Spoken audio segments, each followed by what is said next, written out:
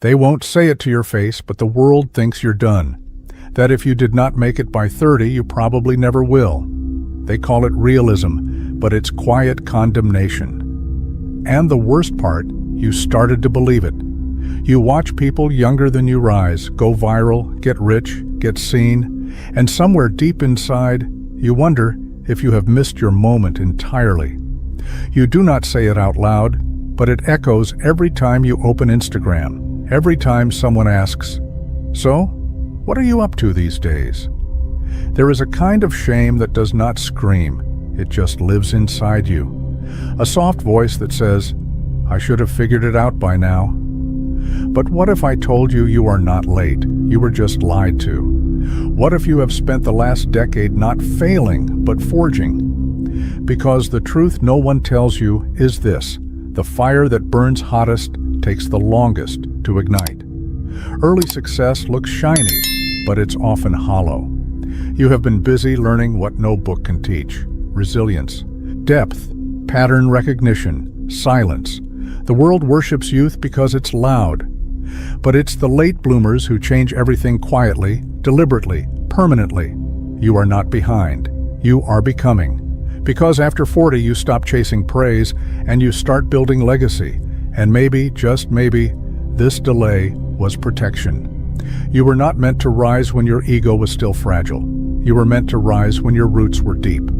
The world measures you by clocks, but clocks do not measure awareness. So if you have ever looked in the mirror and felt that burning question, why does it feel like something inside me is still waiting? This video is your answer. Because now, it's time not to catch up, but to arrive. There is a lie so common, so quietly reinforced, that most people never notice when they have accepted it. It does not shout, it whispers, and it sounds like this: "You should have figured it out by now. You are too old to start over. That ship has sailed." You hear it in family dinners, in casual conversations, in the way someone says he is still chasing that, as if ambition had an expiration date. No one ever says it directly, but it is written everywhere. In Hollywood, in job applications, in the tech industry's obsession with 20-year-old billionaires. The message is simple. If you have not succeeded by 30, you are already late. And if you are over 40 and still evolving, still dreaming, still trying, the world does not see that as strength. It sees it as failure dressed in delusion. But let's pause. Who taught us that life peaks in our youth? Who decided that your best ideas, your sharpest insights, and your most impactful years had to happen before the age when your brain even fully matures? It's fiction, sold as fact. And we bought it because we were young. And when you are young, you believe speed equals success. You believe hype means greatness. You believe the spotlight must be earned fast, or it won't be earned at all. And so we sprinted not to build something real, but to catch up with everyone else's timeline. That sprint was not success. It was fear. Fear of being left behind. Fear of being the only one still unsure, still invisible, still building. But here's the truth that burns through the lie. You did not fail. You were misled. The real danger was not in moving slowly. It was in thinking that speed was the measure of worth. And that belief did not start with you. It was programmed into you, one repetition at a time. Napoleon Hill called this the law of cosmic habit force, the idea that any thought, if repeated long enough, becomes internal law. It becomes your autopilot. The voice in your head saying, "It's too late." That's not your intuition. That's not realism. That's residue. Leftover programming installed by a culture that confuses youth with value. But let's look closer. What does youth actually bring? Energy, yes. Confidence, maybe. But also inexperience, fragile identity, external dependence. The truth is, most early success is built on shaky ground, a fragile self-worth tied to praise, a hustle that's more performance than purpose. The people who win fast often flame out faster because they built for applause, not for meaning. And yet here you are, maybe slower, maybe doubting, but still here, still asking, is it really over, or is there still something in me worth building? The answer is yes. But to get there, you have to destroy the timeline you were handed. You have to realize you are not running late. You are just no longer following someone else's schedule. And that is freedom. Because once you reject the lie, you reclaim the truth. That some of the most powerful lives do not begin at 20. They begin at 47 or 58 or 63. Not in a dorm room, but in a quiet evening when you finally say, "I'm not done yet. In fact, I'm just getting started." And from that moment on, everything changes. So let's destroy the lie fully. If youth was the peak, then why do so many people crash right after reaching it? Because when your success comes before your identity, you end up building a life that doesn't actually belong to you. You perform, you please, you run fast, but you don't know where you're going. And when the applause fades, so do you. That's not power, that's performance anxiety on a pedestal. But late bloomers, they've already tasted silence. They've already survived invisibility. They don't build for attention, they build for depth. The world doesn't recognize late bloomers because their power is quiet at first. But when you look closely, they carry something. Others don't. Pattern recognition. After 40, you start seeing what's real. You've made enough mistakes to connect the dots faster. You've learned how to read people, read situations, read energy. Resilience. Youth breaks when rejected. You've been rejected before and still came back. That's not a weakness, that's calloused courage. Less ego, more clarity. You no longer need to prove, you just want to build. Your clarity doesn't come from ambition, it comes from refinement. Carl Jung called it individuation, the process of becoming your true self. And here's the part nobody tells you. Individuation rarely happens in your 20s, because in your 20s, you're still wearing masks handed to you by society. It's only in the second half of life, when the mask starts to crack, that your real self begins to emerge. When youth burns out, awareness ignites, and from that fire, something terrifying and sacred is born. Authenticity. Success without suffering creates arrogance. Success after failure creates humility. One builds entitlement. The other builds endurance. Immature success is obsessed with being seen. Earned wisdom is obsessed with substance. And in a world drowning in surface-level success, the person who moves in silence but builds something real, that person becomes unshakable. Colonel Sanders was 65 when he founded KFC. He had failed in business, law, sales, even as a gas station operator. But when most would have resigned, he started over, not with energy, but with vision. Vera Wong didn't design her first dress until she was 40. She had been a skater, a journalist, an editor. Only after exploring multiple lives did she find her real one. Today, she's a global icon. Lesson. They didn't bloom late, they bloomed after they were ready. You remember Antonio, the plumber who was fired at 48. In the competitor's version, he just reprograms his mind and becomes successful. But in reality, here's what really happened. Antonio had been everyone's backup plan for years. Always available, always polite, always overlooked. He wasn't fired because he was old. He was fired because he was forgettable. Until one morning, after weeks of depression, he looked in the mirror and whispered a new question. If I wasn't scared, how would I present myself today? That day, he stopped calling himself a plumber. He rebranded as a leak prevention strategist, not fixing problems, but preventing them. He raised his prices, changed his appearance, started publishing short tips on water damage online. At first, no one noticed. But 6 months later, his inbox was full. Today, Antonio runs a team, but more importantly, he runs his story. He's not who he was before. He's not bitter, not loud, not flashy. He's calm, sharp, unapologetically late. And that's what makes him dangerous, because the world expects the loud ones, the young ones, the fast ones. They never expect the man who was silent and then decided to rise. So, here's what you must remember. The late bloomer is not behind. He's forging depth the world doesn't see until it's too powerful to ignore, and when he finally moves, he doesn't sprint. He walks, and every step he takes shakes the ground beneath him. Real transformation doesn't happen when the world is watching, it happens in silence. When there's no applause, no recognition, no feedback loop, it's invisible. But it's the most powerful shift you'll ever make. Because the war you're fighting now isn't out there, it's in here. Your mind isn't your enemy, but it obeys your worst voice unless you train it otherwise. Most people think the struggle is external, money, time, opportunity. But the real enemy is the daily script you repeat without noticing. I'm too old for that. That's not realistic anymore. Maybe if I'd started sooner. They sound harmless, they sound mature, but they're weapons, and they're aimed at your own potential. Every word you say to yourself becomes a command, and your subconscious doesn't question commands. It doesn't care about age, it doesn't evaluate the truth, it just listens and obeys.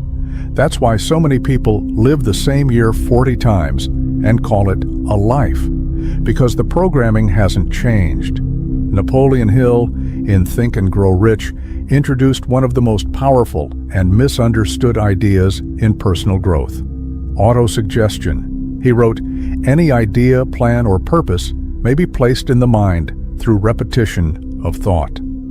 Translation: if you feed your mind the same message enough times, it accepts it as law. Most people have been practicing autosuggestion their entire life, but not with affirmations, with self-sabotage. They've rehearsed their limitations so often that they've turned them into a personality. I'm just not good with money. I've always struggled with confidence. I'm not a risk taker. No, you just practice that identity longer than you practice the one you actually want. At first, your new thoughts will feel fake. They're supposed to. You'll say, "I am ready, I am wise, I am capable." And a voice will respond, "Yeah, right." But here's the truth. Feeling fake is the first sign you're saying something new. It's not delusion. It's unfamiliarity. You're not lying. You're leading. You're not pretending. You're rehearsing. Every powerful identity begins with practice. Every powerful belief begins with resistance. Old script: I'm too late. No one will take me seriously. There's no time left. New script: I'm not late. I'm precisely on time. My scars are experience. My delays are depth. I'm not behind. I'm prepared. You don't need to believe it fully at first. You just need to say it daily, deliberately, even if your voice shakes. Because eventually the old self gets tired. It stops arguing. And that's when the new self starts to take over. The old you won't die dramatically. There won't be fireworks. No one will throw a party. It'll happen slowly, quietly, one decision at a time. One morning where you get up even though you feel defeated. One no to the old comfort. One yes to the unfamiliar discomfort that feels like growth. And then one day, without realizing it, you'll notice the silence inside you sounds different. It doesn't mock you anymore. It mirrors you. It doesn't pull you back. It prepares you forward. That's when you'll know the shift has begun, not because the world changed, but because you stopped obeying the version of yourself that never believed in you. And from there's no going back. You can't evolve surrounded by decay. That's not a metaphor. It's a law. You can read all the books, reprogram your self-talk, visualize your rebirth every morning. But if you go back to a room full of voices that speak in limitation, fear, and resignation, you will sink. Not because you're weak, but because environment always wins over willpower. Toxic environments rarely look toxic. They look like comfort, like old friends, like familiar routines. You laugh together. But listen carefully to what's being said. At our age, you can't expect that anymore. It's too risky to start something now. Be realistic. These aren't opinions. They're viruses spoken softly enough that you don't notice until they've taken root in your identity. You don't become toxic overnight. You absorb it one quiet phrase at a time. Now, let's be clear. You don't need to cut everyone off. You don't need to go live in the woods. But you do need to become a gatekeeper, not of your time, but of your energy. Because the conversations you tolerate become the code your subconscious runs on. You think you're being polite by sitting through another rant about how life is over after 40. You're not being polite, you're being programmed. And there's a difference between setting emotional boundaries and suppressing your emotions. Boundaries say, I still care about you, but I can't afford your influence right now. Suppression says nothing. It just sits in silence, absorbing the poison with a smile. You're not meant to carry other people's decay, especially when you're finally beginning to clean your own. Napoleon Hill didn't sugarcoat it. You become the average of the 5 people you spend the most time with, not just financially, but mentally, energetically, spiritually. If you surround yourself with people who speak limitation, you will think in limitation. If your closest relationships are built on regret and nostalgia, your mindset will be built on decay. Your subconscious is listening, not just to you, but to everyone around you. And every repetition you hear is a seed. If you're not careful, you'll wake up one day in a garden of beliefs you never chose, but inherited. Imagine a single drop of water, harmless, soft, unthreatening. Now imagine that drop falling on the same spot of stone every day, every hour, for years. What happens? It carves it. Not with violence, but with repetition. That's what your environment is doing to you. Not all at once, not with drama, but slowly, drop by drop. It's shaping your identity.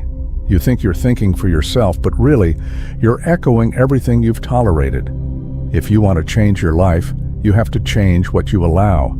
That means distancing from people you love, but who quietly sabotage you. Saying no to conversations that reinforce failure. Walking away from nostalgia-heavy groups that glorify who you used to be. Ending calls that always end in, you should be grateful for what you have. You're not ungrateful. You're becoming. And becoming requires purification. It's not cruel, it's survival. You don't need to justify your growth, you just need to protect it. Because this time, you're not rebuilding to be accepted. You're rebuilding to become unrecognizable. It doesn't feel like an enemy, not at first. It feels soft, warm, familiar. Nostalgia wears the mask of comfort, but underneath it hides a brutal truth. It keeps you tied to a version of yourself that no longer exists. And even worse, that version was never fully real. You look at old photos, you replay old songs, you tell stories that begin with, back when I... But here's what no one says out loud. You don't miss the past. You miss a version of yourself who still believed, who still had the courage to try without shame, who didn't know what failure felt like, who got up fast without the weight of, I should have known better. But was that version of you actually better, or just more naive? Was that time really golden? Or are you just too frustrated now to admit that the present still holds potential? There's a version of yourself you imagined, the one who succeeded by 28, who had it all figured out, who didn't lose momentum or direction. And now, in your 40s or 50s, you look back and think, I was supposed to be farther by now. But here's the truth. That version never existed. He was a mirage based on other people's timelines. You didn't fail. You outgrew the story you were given. And now it's time to release that ghost. Because as long as you cling to what you could have been, you'll sabotage what you're still capable of becoming. Carl Jung called it the death of the persona, the mask we wear to fit in, to be praised, to survive early life. And the painful part? That mask worked. It got you here. But it won't get you to where you're going. True growth requires grief, not just for the time you lost, but for the person you were and can no longer afford to be. Letting go of him isn't betrayal, it's reinvention. It's easy to worship who you were, it's harder to surrender to who you're becoming. But ask yourself honestly, is that past version helping you build, or is it quietly destroying your ability to evolve? Because if what you were doesn't help you build, then it's destroying you. And sometimes the bravest thing you can say is, thank you for getting me this far, but I'm not that person anymore. Then close the photo album, stop playing the old playlist, and walk forward, even if you don't yet know who you're walking into. Because the future doesn't belong to who you were. It belongs to the one who's willing to rise without reference. There's a moment in every real transformation that almost no one talks about. It's not dramatic. It's not inspiring. It doesn't look good on camera. But it's where everything changes. It's the moment when you've let go of who you used to be, but haven't yet become who you're meant to be.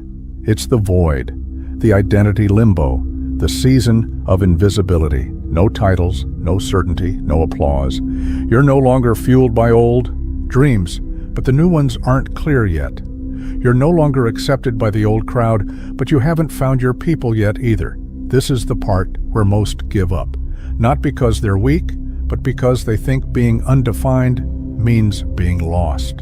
But that's not true. You're not lost. You're being rewritten. And rewriting takes silence, stillness, unrecognizability. Think of a seed buried underground. No light, no fanfare, no validation. But beneath the surface, everything is changing. Roots are forming. Structure is taking shape. A new identity is being built where no one can see it. That's what this season is, a quiet rebellion, a sacred reconstruction. It's not glamorous, but it's powerful. Because when you do finally re-emerge, you don't come back improved. You come back transformed. But here's where it gets dangerous. Even in this silence, you'll be tempted to look sideways, to scroll, to watch, to compare your uncertainty to someone else's highlight reel. You'll see the young ones rising fast, the old friends who figured it out, the people who seem certain, clear, and miles ahead. And you'll start to wonder, what's wrong with me? Why is it taking me so long? But remember this, they're not ahead, they're just loud. And loud doesn't mean deep, loud doesn't mean wise, loud doesn't mean lasting. If you study history, you'll see a pattern. The ones who changed everything disappeared. First, they went silent. They were forgotten, they were mocked, they were misunderstood. Then they returned, different, clear, untouchable. They didn't come back as versions of who they were. They came back unrecognizable. And so will you. But only if you endure the silence. Only if you survive the part of your story that has no applause. So if you're in this space right now, this confusing, quiet, lonely middle, don't rush it. Don't escape it. Don't numb it, because this isn't a breakdown. It's a remodel. And the you that's emerging, he won't need to announce himself. He'll walk into rooms that once ignored him and change the entire temperature without saying a word. The world is moving fast, but it's not going deeper. We're drowning in noise, content everywhere, opinions from everyone, success measured by followers, not by foundation. It's a world obsessed with speed, but starving for substance. Everyone's building, but no one's asking, build what? And why? And that's exactly why the world needs late bloomers, not just to succeed, but to recalibrate the culture. Late bloomers don't move for validation, they move for vision. They've already experienced failure, they've already walked through silence, they're not afraid of discomfort, they're not shaken by setbacks because they've lived through worse. Their fire doesn't scream, it simmers. It's not a flame of ambition, it's the quiet burn of conviction. And conviction builds what noise never can, things that last. We're entering an era where charisma isn't enough, where style without substance collapses quickly, where speed without structure becomes a trap. What the world is starting to crave is wisdom, not just ideas, insight, not just motivation, maturity, and that's the domain of the late bloomer. Because wisdom isn't taught. It's earned through silence, reflection, reinvention, and resistance. Late bloomers are not competing anymore. They're guiding. They don't raise their voice to be heard. They lower the volume in the room because when they speak, people listen. The truth is, early success is often about proving yourself. Late blooming is about offering yourself. That shift only happens when ego no longer runs the show. And that's where real legacy begins. Because late bloomers don't care if they're trending. They care if they're timeless. They don't want to be viral. They want to be remembered. And that's what makes them dangerous, because they're not seeking praise, they're answering a calling. So here's what you need to know. You're not late. You're refined. You're not old. You're initiated. The fire that took longer to light burns hotter, burns wiser, burns longer. And the world, this chaotic, overstimulated, distracted world, needs that fire more than ever. Not to make noise, but to build what's next. And you're not here to catch up. You're here to redefine the standard. It won't happen in front of an audience. There will be no spotlight, no applause, no one clapping when you finally start to change. That's how you know it's real. Because rebirth doesn't begin when people notice. It begins the moment you decide. Not decide to try or to dabble or to wish, but to rebuild brick by brick, belief by belief, day by day, in silence. And yes, it will be lonely. Not because you're forgotten, but because no one recognizes who you're becoming yet. That's how real transformation works. First, it feels like disappearance. Then, emergence. You'll get no trophies for healing, no viral moment for doing the inner work. But that's the price of becoming something deeper, not decorated, but defined. Because here's what you must understand. Time is not your enemy. Comfort is. Comfort keeps you looping. Comfort keeps you apologizing. Comfort keeps you chasing a life built by other people's rules. But coherence, that's different. Coherence is when the inside finally matches the outside. When you stop faking strength because you forged it. When you no longer talk about who you're going to be because you're already walking it. So if you're quiet right now, if you're off the radar, if no one sees the work you're doing, good. Stay there. Let the silence be your strategy. Let the doubts build pressure. Let the inner work reshape you.